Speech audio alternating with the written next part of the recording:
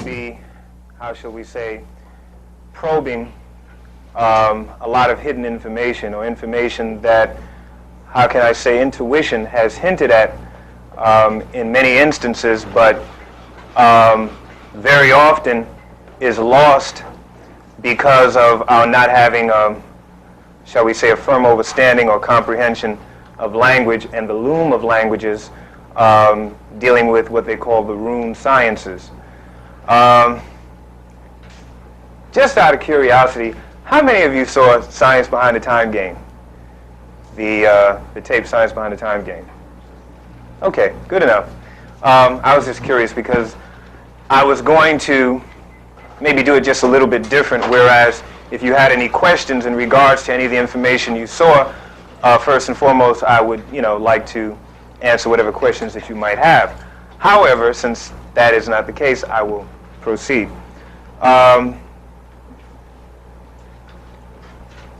Well, also what we're going to be looking at is we're going to be discussing a number of topics and subjects and things of that nature, and showing the connection between the connections between these different things with the language or different languages.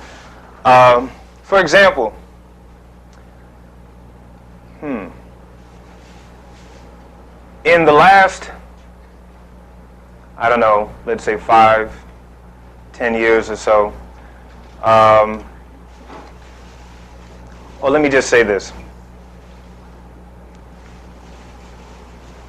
Question: why is it that whenever you go to the doctor, physician, or hospital, for those of you that do, and even if you don't, those relatives or people that you know, loved ones, etc., why is it that these doctors, physicians, etc., why are they taking 2, 3, 4, and sometimes 5 vials of blood? They never tell you why, nor do most people ask why. However, the reason being is, and I know you're probably wondering, well, what the heck does this have to do with language? It has a lot to do with language, and I'll show you the connection. The reason being is because they've been using it, obviously, for genetic experimentation, largely due to the fact that most melanin-dominant people contain high concentrations or large concentrations of certain plasma proteins, okay, like fibrinogen, of course, which is responsible for the clotting factor, albumin or serum albumin, and gamma globulin, which are responsible for the production of antibodies which ward off or fight off infectious diseases. And what's really interesting is that, again, like I said, they never tell people why, but this blood that they've been using for genetic experimentation has been used largely due to the fact that most of your counterparts, as you may or may not know, are hemophiliacs, all right? Or there's something that's lacking on their file, okay? And this goes back, or all the way back to the term that was used as pilgrims, or why they call themselves pilgrims. All right, there's a science to everything, as you may well know, and or a hidden science.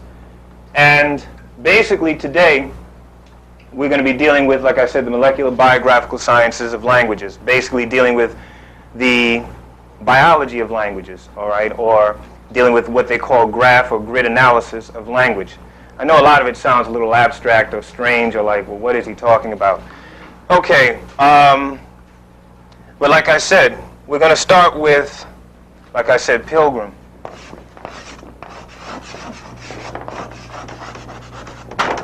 All right.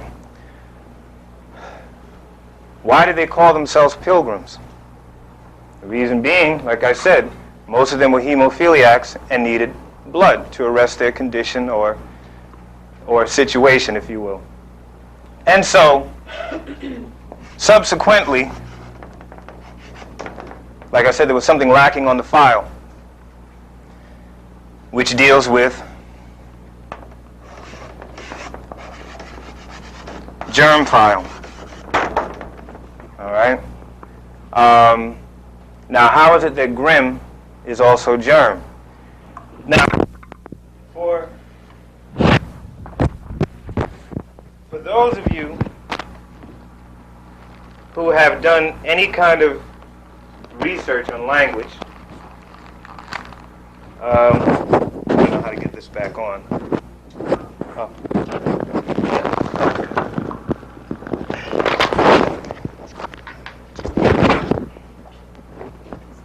Okay, very good.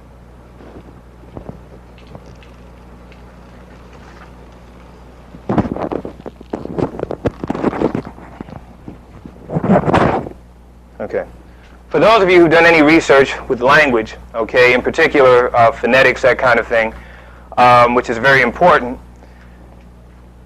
certain words and letters are in fact interchangeable. You know, vowels, consonants, what they call vocables, all right, for lack of a better term, all right? And if you're dealing with vowels and consonants, they are, like I said, interchangeable, but the thing is that they never tell you when you're learning a language when they're interchangeable, or just the simple fact that they are, okay? But if you're dealing with your vowels, for example, you have what they say, 5 vowels, and then you have how many consonants? Does anyone know how many consonants, or at least that they say? Just 21? Okay. 22 vowels, somewhere in there, 21, 22, close. And again, like I said, the vowels and letters and consonants are interchangeable. So subsequently, the I becomes the E, all right? The R remains the same. And of course, you bring down the M, which makes it germ, okay?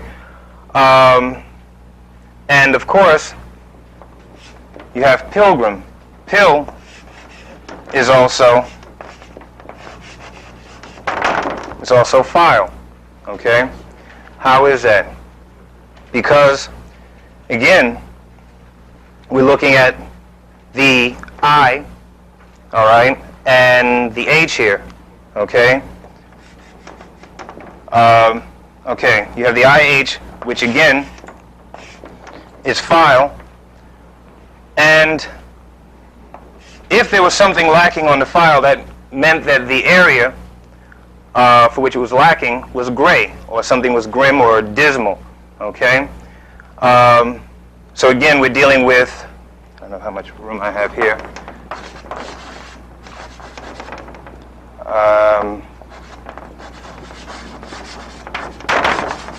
Hemophilia, okay? So again, this is where you get your file from, which is PIL, but you don't see it here, okay? But it's in hemophilia because it's dealing with blood. And of course, hem, dealing with blood actually, is also a chemical, right? Or deals with chemical, like hem, ham, cam, all right? And the O, of course, is dealing with the olfactor, all right? The olfactor is something that's lacking on the file, okay? So, and we know that O is considered to be what? The universal or omniversal donor, all right? But you've never heard anybody use the term omniversal, okay? And that is because of the omniversatility of the blood, all right? Which for the most part, most melanin-dominant people carry the O-positive blood. Also, in addition to which, they've never mentioned or never said anything in regards to that particular blood type lending to a cure for most of the current viruses or diseases. The reason being is because of the fact that it doesn't have any antigens, okay? So subsequently, when you are transfusing the blood from the donor to the recipient, okay, there are no, again, antigens. So it doesn't cause any clumping or any agglutination, all right? So again, like I said, the O-positive blood, which most melanin-dominant people carry, just for the record, is now on the black market, though they haven't said anything, okay, and it's being sold to the highest bidder. This is why they call it the blood of the prophets, because certain individuals are in fact profiting off of your blood as we speak, okay? And, which again, you can see the interchangeability of the language, prophet, prophet, okay? Which phonetically are the same, okay? Also, homonyms, okay? Whereas they're spelled different, but they sound the same and have a different meaning. Unlike homophones. Homophones are words that are spelled the same, but have different meanings and have the same sound. Okay, so like I said, this blood type, like I said, is now on the black market, largely because, like I said, of the high concentrations of plasma proteins that most of you carry, which is also, how can I say, you're of the green bloodline, okay, or the royal bloodline. It is no coincidence or accident as to why they call themselves blue bloods, all right, which is supposed to be royalty, that kind of thing, but it is an open admittal to the fact that, again, there's something lacking on the file, okay, or germ file, all right? Were there any questions before I go any further? Okay. Okay, so again, you can see some of the connections with the, like I said, the phonetics and the interchangeability of the vowels and the consonants. Now, to take it a step further, how many of you have recently seen the new series on WB called Buffy the Vampire Slayer? Okay. Well, you've heard about it if you haven't seen it. Okay. Well, okay. This takes you into the area of dealing with blood. Why? Because if you recall, throughout the history of television or movies, etc., you have movies like, you know, Count Dracula, etc., which, of course, Count Dracula was also another term for blood count, all right? And Dracula is also another term for Dracoculus, which is a parasite, okay? And is it not true or a fact that, I mean, even according to how the story goes or how it reads, whether you're reading a book or watching TV or what have you, that this individual feeds off of other people, all right, who basically have blood. Of course, they never get into the fact that it is a particular blood type, all right? In addition to which, this would make this parasite an ectoparasitic or as well as an endoparasitic parasite, okay, that feeds off of this blood to keep itself alive. But how can that be when, in fact, it is considered to be living dead, all right, or of the living dead?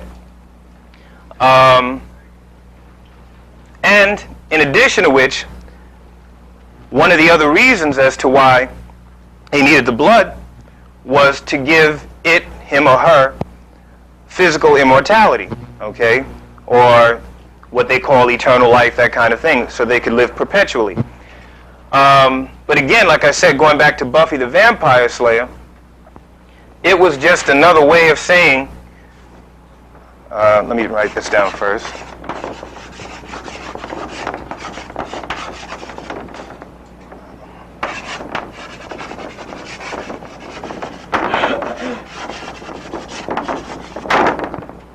Buffy the Vampire Slayer is just another term for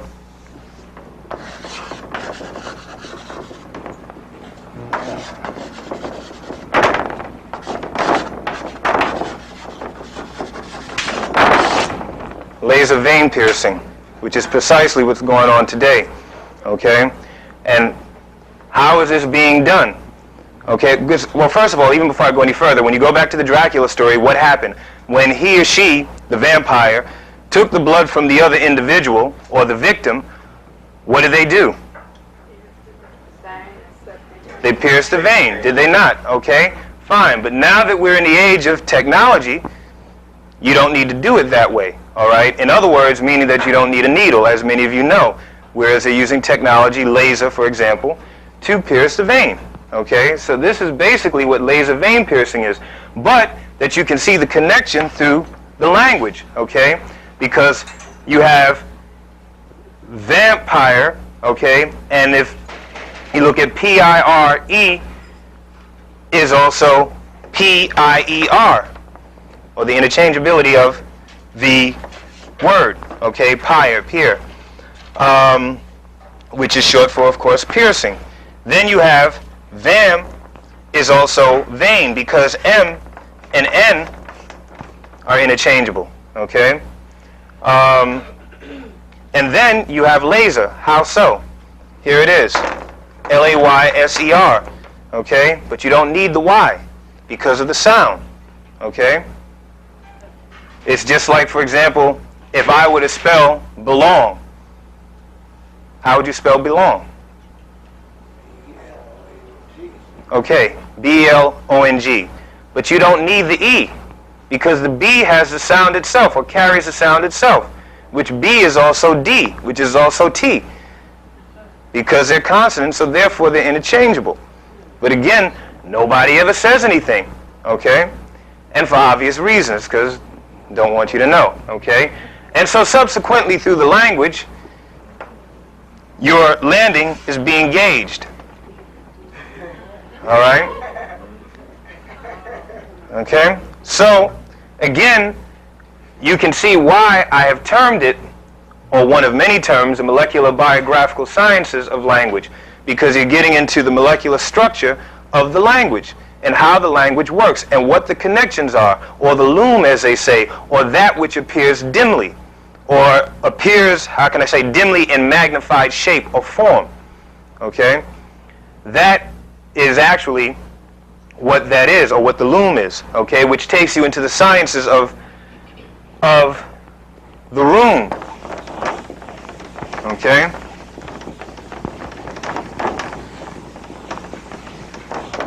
Which, just for the record, okay, takes into the sciences of the rune.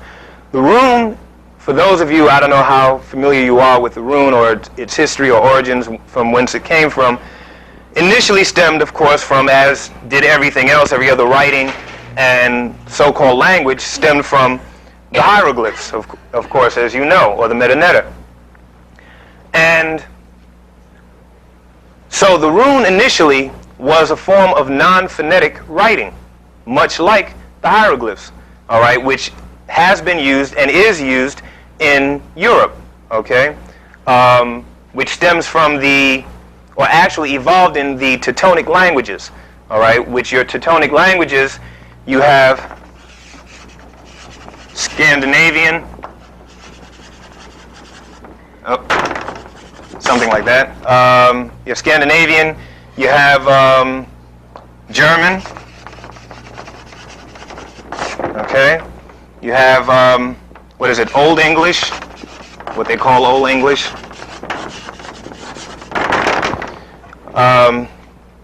you have Celtic, okay, then you have a few others, you have Welsh, okay, and in the German, the rune is called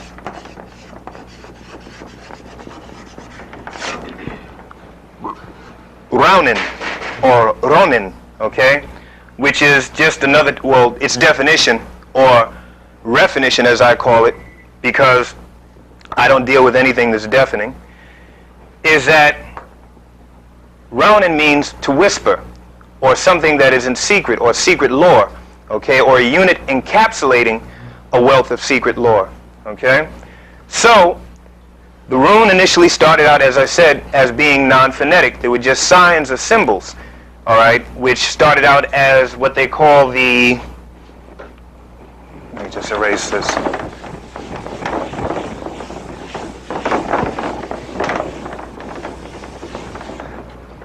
The rune hord, all right, which had something like 33 characters, okay, that eventually became the Northumbrian and so forth on down to the Scandinavian, which ultimately the Scandinavian also called the elder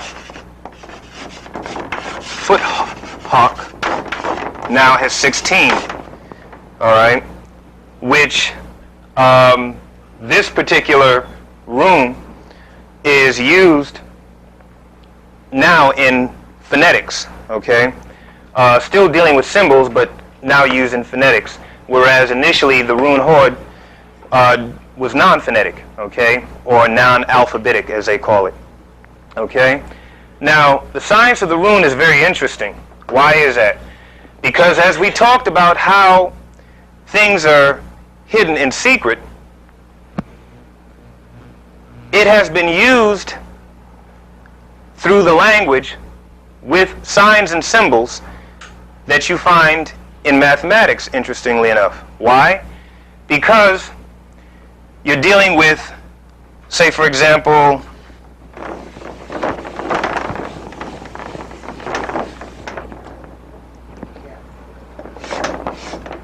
okay, that is called, what is that, the 28th rune of the 33, called Ior, or Ior, okay, which basically deals with the dual nature of matter, okay? And why is that? Because you're dealing with, like I said, the left, which would be, yes, left, and the right side of the brain, okay, which deals with polarity. All right, and if you recall with the hieroglyphs of the Metanetter, it was a science of its own where individuals that completely overstood or comprehended the hieroglyphs of the Metanetter were able to bring about polarization of the brain by using the left and right hemispheres of the brain, okay, which was brought together by the cerebral cortex, right, which is connected with the optic nerve or the occipital lobe, again, of the cerebral cortex. So, I say this because these individuals who have been using this throughout the centuries, even up until the present day, very much understand this in its relationship, again, to the other sciences, which math is one of those sciences, which is nothing more than a method, which is math, right? Math, okay, which is where you get Methodist from, okay? So again, when they talk about the different denominations and all of this spookism and hoopla, that's really what they're talking about, okay? And how, in fact, the math or mathematics was applied, or is being applied, okay? So again, when we get back to, like I said, them comprehending the, how can I say, the molecular structure of the rune, you're dealing with angles, right? Different types of angles, which deals with geometry, okay? Which takes you into the areas of divination. I know I'm jumping around here, but soon you will see the connections, okay? Which takes you into the areas of divination. Now, I'm sure some of you are familiar with what they call divination or divinatory practices, okay? Like you have the geomancy, the pegomancy, the necromancy, and so forth, okay? Which the geomancy basically deals with observing objects, okay, particles, etc., in the earth, okay, be it in or on the earth, and watching the patterns, how they move, how they form, etc., okay, which we know that in nature there are cycles that happen, which cycles is also equivalent to patterns, right, that every so often you have, for example, the seasons that happens in a particular pattern or cycle. So these individuals also comprehend the patterns or observing patterns that exist within the cell structure of most other things. And when I say most other things, I mean from the galactic to the molecular. And in this case, dealing with biomolecular, dealing with biology, dealing with the very matrix of what makes you who and what you are, okay? Do you follow? Are you with me? Good. Very good. So again, like I said, they've studied this to a science, and not only have they been able to utilize it through the language, but the language, again, becomes a way by which they can ultimately begin applying things, okay? Because, like I said, the angling goes from the theoretical aspect to the application thereof, okay? For example, just to give you a clearer picture, if you're dealing with, a lot of you remember Darwin, right? And Darwin came up with all of these theories about evolution, this, that, and the other, you know, da-da-da.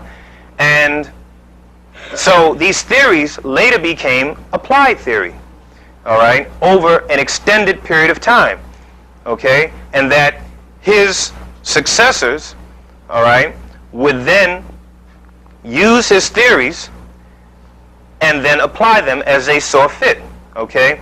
Which dealt with, like I said, forms of math or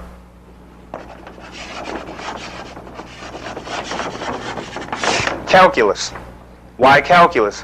Because it deals with what? Calculating, right?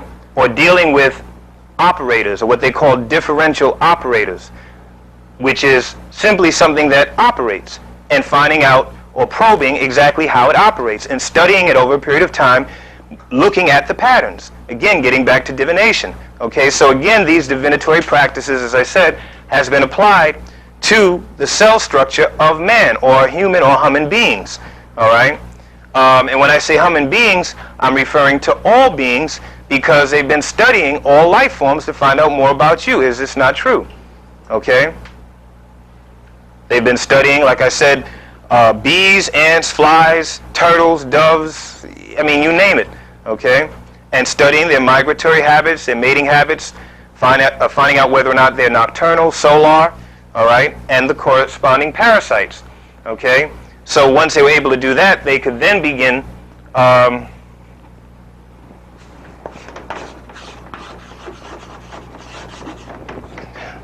just don't have enough room. They could then begin breaching your file, all right? Which takes us into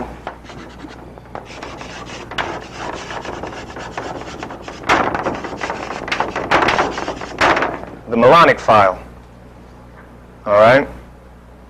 Which is that super substructure, all right, if you're dealing with subatomic particles, that ultimately makes up what you know to be today as melanin, all right? Because you're dealing with other components or aspects of energy, okay, that manifests itself, in matter or physical form, okay?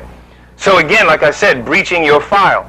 So studying the patterns so that they can find out, or ultimately find out, how in fact they can master certain waves of energy, all right? And in mastering those waves of energy, it would enable them to master the sciences of time travel, okay, transvectorization or shape-shifting, as some of you may know the term or have seen in movies, sci-fi movies, etc., okay? So, like I said, breaching your file by any means necessary, okay? Okay, so like I said, well, first, even before I go any further, are you with me as far as the basic connections with the runes and the divination and so forth? Okay, very good. Because this is very, very important in comprehending, like I said, what is going on right now, what's happening, like I said, with the laser vein piercing, which has also been used with a science known as nanotechnology. Because nanotechnology is just another term for what? Dealing with nano or nanometers, which is a measurement that is like super microscopic. Okay, exactly. All right, so nanotechnology has been used to, how can I say, carry swarms of molecular size machines that they inject into the bloodstream, and in many cases they carry deadly viruses with them, okay? And this is something that's going on right now in many of the hospitals, all right? That even though most of you now are conscious and you know the deal and you know what's happening, there are a lot of your friends and loved ones who, still put their faith and trust, in the beast or whatever other term or name you want to call them. All right? This is real. Okay? So, again, you need to alert them about certain things that are going on, like I said, with the Pilgrim thing. Why I say Pilgrim? Because Pilgrim became Project Germfile. That became the project, the long-term ongoing project, which again goes back to the second slave trade, which is the most prolific because, again, they needed your blood to arrest their condition or situation. Or even going back to the encounter or first contact, as in your Star Trek movie, all right, the first contact with the prodigious or indigenous people. When they first came in contact with them, they saw them and said, damn, how is it that these people can, command the skies and, or have command of the skies, the ocean, the land, the whole nine, you know what I mean? And, we've got to find out the source of their power. So, they, as they do with everything else, they get on your good side, they live with you, and eat your food or whatever else, and get you drunk, okay? Because, just for the record, that is their beverage of choice, okay? If you go back to the time of, in Europe, during the Inquisition, okay, and so forth, what were they drinking over there? Nobody ever said pass the water. Exactly, pass the ale or the beer or the wine or the liquor, whatever it was they were drinking, all right? So, we have early cases of substance abuse, all right? Matter of fact, even most of the children at that time were drinking, all right? It was legal, all right? And if you go back even further, during the time of the Vikings, okay, whenever they went out on a conquest or whatever, or and they won a battle or whatever, they came back to the water hole, what they call the water hole, but ironically enough, they were drinking beer and alcohol and liquor and wine or whatever. And if you gave them something that wasn't considered to be authentic, what happened? They spit it out. You know what I mean? Well, what is this? Because that tells you that there's something drastically wrong. Anytime that water is considered to be, poison, what's up with that? You know what I mean? When it's water that helps to bring about balance. You know what I mean? And this is what we're talking about, balance. So this is why I went through, or why I'm going through the whole thing with the language, so that you can understand or comprehend, the connections with the language to bring about balance. Because right now you're just dealing with the cognitive part of your brains. You're not dealing with the so-called intuitive side. And if you are, they're few and far between. Right? You can count those individuals on one hand, if we're being honest with ourselves. So this is what we're trying to do, bring polarity between, like I said, or polarization rather, between the left and the right hemispheres of the brain. And rest assured that through the languages, or through the loom of language, and the runes, and understanding the runes, going back all the way to the hieroglyphs, all right, it'll actually spark certain things within you. Or as some people call DNA explosions, all right? And actually begin to connect the dendrites of the psychic genetic blueprint, or that which is already on your file, okay? This is why individuals are desperately, all right, trying to breach your file, okay? This is why you always hear stuff about, or the term life, life, life. Life is nothing more than the file, and what's on the file, and how it can be accessed, all right? This is why we're now in the age of computers, because it's the next or closest thing to the actual human or human way of accessing information on the file. Okay? Why do you think they came up with computer viruses and all of this? Okay? Which initially, that's what AIDS was. All right? It was a computer virus, which laid the groundwork for the actual organism or invader, all right, that they used to breach the immune system, all right, and break down the 3 lines of defenses. And that whatever information, just for the record, that they give you in regards or about AIDS, is the same old rhetoric. AZT, protease inhibitors, this, that, and the other. And if they do give you any information in regards to, like how it works, what the causes of it are, etc., or even dealing with T cells, they only give you surface information. They don't tell you that there are at least 6 different T cells and what their functions are. You know, you have helper T cells, receptor T cells, all right? What they call hypersensitivity T cells, cytotoxic T cells, which actually release what they call cytolytic proteins that actually kill or destroy the infected cell. Okay?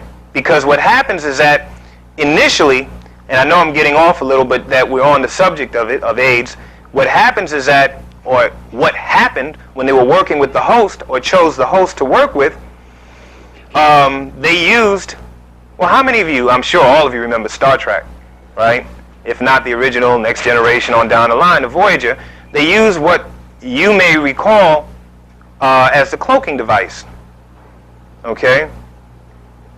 To cloak or disguise the invader, okay?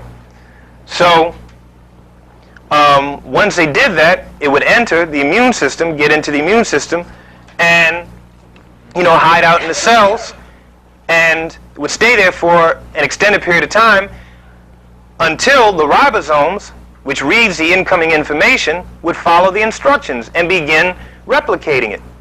Just like it replicates any other enzyme or any other hormone, etc., it would also replicate the virus as well. But I don't want to stay on that too much. But like I said, backtracking is that this is really what it's all about. You know what I mean? So again, we're trying to bring balance. But I want to get into some of the quote-unquote rules as to how to open up files. Okay? And when I say open up files, is that when it's all said and done, and when you fully comprehend the science of what they call, or what I call rather, helixigramming, which was initially lexigramming, which stemmed from anagrams. I know some of you might be familiar with anagrams, all right, which is some of what I was doing up here. However, anagrams is just like an intellectual game. You understand, where certain people just get off on, you know, just playing around with words, and it's not about that. Whereas lexigramming, for example, even before I get to helixigramming, lexigramming deals with probing behind anagrams, all right, and tapping into areas of information, spiritual information or ethereal information and so forth, that, or information that's been forgotten for centuries, that you can now begin to access, okay? And helixigramming is just the next level to that, or an upward spiral of that, okay? Are there any questions so far? Okay, good. All right, but let me get a little more specific about that, okay? Like, for example, okay, I said,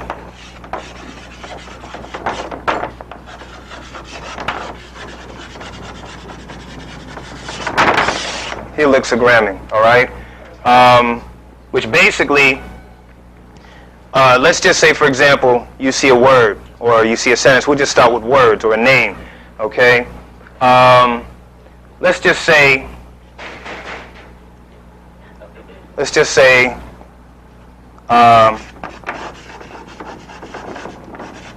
no, that is still. What's this movie out now called Men in Black?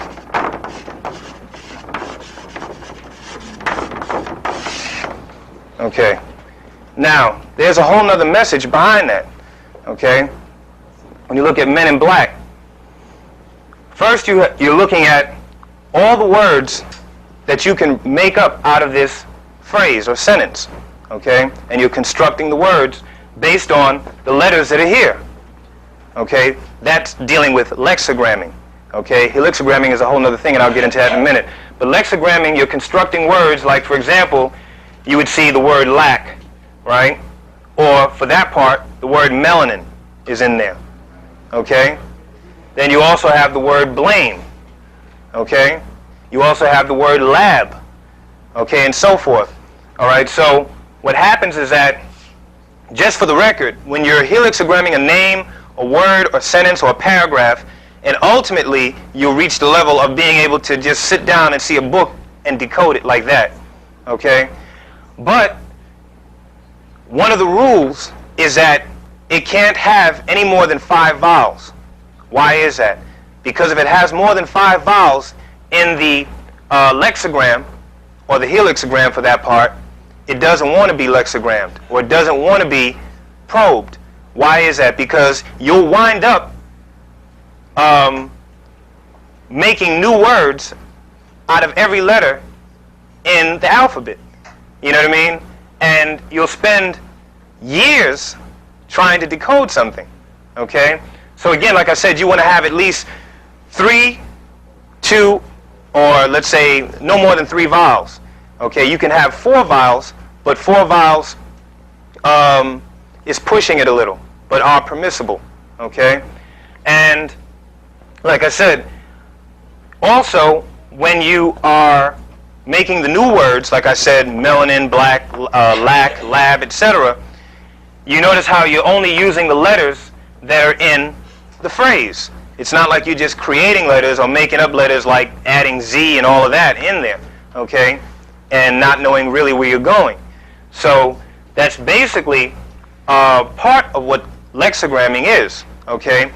And then once you've done that and you've constructed your words, whether it be 10, 20, 30 words or whatever, okay, you basically trust your intuition, all right, which is something that most of us, again, don't do. Trust your intuition to the degree where you can actually see where it's going based on the words that you have down on paper, all right? And you'll see how it'll begin unveiling information and unraveling itself, okay? This is what lexigramming is. Now, helixogramming deals with a whole nother aspect because you're dealing with other languages as well. Like when or dealing with the etymology or the root of words. You know, for example, like the word run, okay? The word run is a Old Celtic word, okay? Which comes from Old Celtic. Or like the word will. The word will comes from the Syriac or Syriac Arabic, okay? Or the word mash also comes from the Arabic, like Mashia, which means will, okay? So again, you know that the English language is a conglomeration of other languages, all right? Or a culmination of languages, so there's nothing pure about it. So that in and of itself tells you that you have to start looking at, you know, other languages or the connections, etc., okay? And start borrowing. Or you can even borrow other letters because of the sounds, okay? Like, for example, in the German, the V, right, would be equivalent to our F, okay? Like you have Vater, or father, right? Okay, or even like in the German, you have the word for water is Wasser. All right, the T and the S sounds, okay, or the T and the S letters, I'm sorry, okay. So you get the idea. Or even like, for example, if you're using the word berry, all right, in your lexigram or helixogram, you can actually borrow the V from Spanish, which becomes very, but you don't need the second R to spell it, just like doom, or the word moon, or moonlight. You don't need the second O, all right? A lot of that stuff is just, I don't know, just fillers. It has nothing to do with anything. It's just to confuse you, okay? Also, just another rule, if you will, about lexigramming or helixogramming, it is recommended that you have no more than 15 different or separate letters in the word, name, or paragraph.